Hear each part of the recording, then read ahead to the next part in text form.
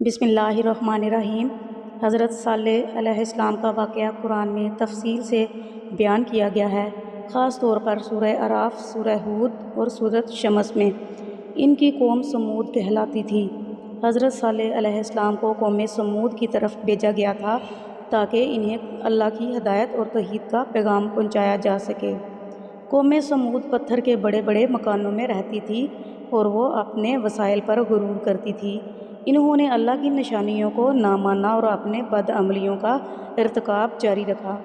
حضرت صالح علیہ السلام نے قوم کو نیک عمل کرنے اور اللہ کی عبادت کرنے کی دعوت دی۔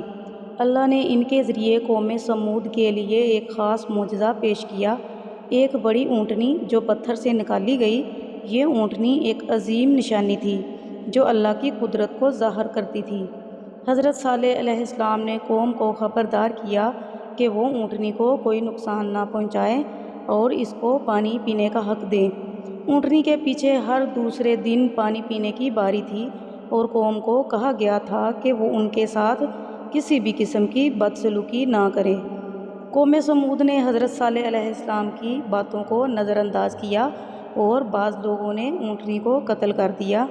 یہ عمل اللہ کی نافرمانی اور اس کی نشانی کی توہین تھا۔